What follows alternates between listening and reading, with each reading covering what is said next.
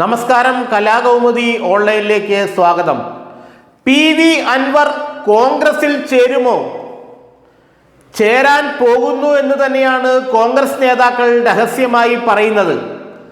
തൃണമൂൽ കോൺഗ്രസിൽ നിന്ന് UDF-ലേക്ക് എത്താൻ കഴിയുകയില്ല എന്ന് മനസ്സിലായതോടെയാണ് സാക്ഷാൽ പി.വി. അൻവർ കോൺഗ്രസിൽ ചേരാൻ തീരുമാനിച്ചതെന്ന് അൻവറുമായി അടുത്ത വൃത്തങ്ങൾ പറയുന്നു.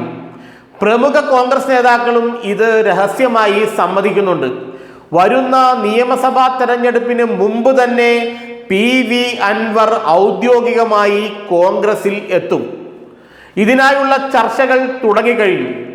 തൃണമൂൽ കോൺഗ്രസിനെ ഏതായാലും UDF-ന്റെ പരിസരത്ത് അടുപ്പിക്കാൻ പറ്റില്ല എന്ന് പറഞ്ഞതിനു ശേഷം എന്ത് മാർഗമെന്ന് ആലോചിക്കുകയായിരുന്നു പി.വി. അൻവർ. അപ്പോഴാണ് ചില പ്രമുഖ കോൺഗ്രസ് നേതാക്കൾ, അതും പി.വി. അൻവറുമായി വ്യക്തിപരമായി അടുപ്പമുള്ള ചില പ്രമുഖ കോൺഗ്രസ് നേതാക്കൾ ഇത്തരത്തിൽ ഒരു ഓപ്ഷൻ അൻവറിന്റെ മുന്നിൽ വച്ചത്. അൻവർ കോൺഗ്രസിലേക്ക് പോന്നോളൂ, കോൺഗ്രസ് സ്ഥാനാർത്ഥിയായി വരുന്ന തെരഞ്ഞെടുപ്പിൽ മത്സരിക്കാം. ഇപ്പോൾ നിലമ്പൂരിൽ തന്നെ മത്സരിക്കണമെന്നില്ല. നിലമ്പൂരിൽ ആര്യാടൻ ഷൗക്കത്ത് മത്സരിച്ചാലും തവനൂർ പോലെയോ പൊന്നാനി പോലെയോ കോൺഗ്രസിന്റെ ഉറച്ച സീറ്റുകൾ, അല്ലെങ്കിൽ UDF-ൽ കോൺഗ്രസ് മത്സരിക്കുന്ന സീറ്റുകൾ പി.വി. അൻവറിന് നൽകാം. പി.വി. അൻവറിന് നൽകിയാൽ മുസ്ലിം ലീഗ് അൻവറിനെ പിന്തുണയ്ക്കും. അതുകൊണ്ട് അൻവറിന് കോൺഗ്രസ് സ്ഥാനാർത്ഥിയായി കൈപ്പത്തി ചിഹ്നത്തിൽ മത്സരിച്ച് അടുത്ത നിയമസഭയിൽ എത്താം.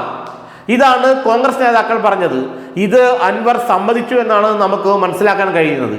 അൻവർ ആദ്യം ശ്രമിച്ചത് തൃണമൂൽ കോൺഗ്രസിൽ ചേർന്ന് തൃണമൂൽ കോൺഗ്രസിനെ UDF-ന്റെ ഒരു ഘടകകക്ഷിയാക്കി മാറ്റി അങ്ങനെ UDF-ൽ കയറി അടുത്ത മന്ത്രിസഭയിൽ അംഗമാകാമെന്നൊക്കെയായിരുന്നു അദ്ദേഹത്തിന്റെ താല്പര്യം. കാരണം മന്ത്രിയാകണമെന്നുള്ളത് അൻവറിന്റെ വലിയ ആഗ്രഹമാണ്.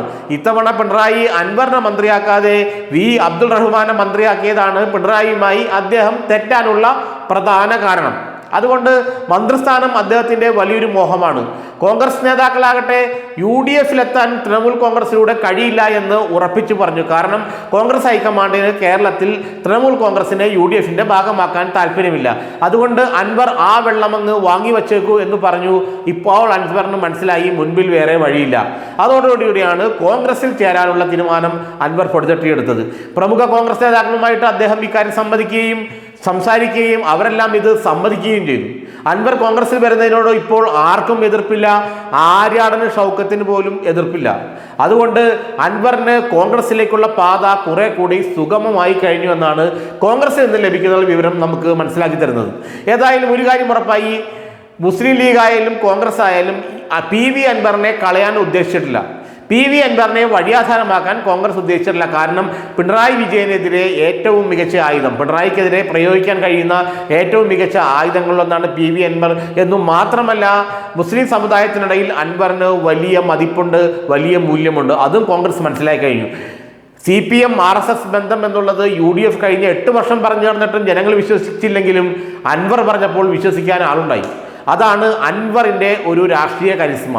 അതുകൊണ്ട് അൻവറിനെ കോൺഗ്രസിൽ ഉറപ്പിച്ചു നിർത്തിക്കൊണ്ട് പിണറായിക്കെതിരായിട്ട് യുദ്ധം നയിക്കാനാണ് ഇപ്പോൾ കോൺഗ്രസിന്റെ പരിപാടി. ഏതായാലും ഒരു കാര്യം ഉറപ്പാണ്, നിലമ്പൂർ ഉപതെരഞ്ഞെടുപ്പ് കഴിയുമ്പോൾ പി.വി. അൻവർ കോൺഗ്രസിലെത്തും. അതിനുള്ള വഴികളെല്ലാം തുറന്നു കഴിഞ്ഞു.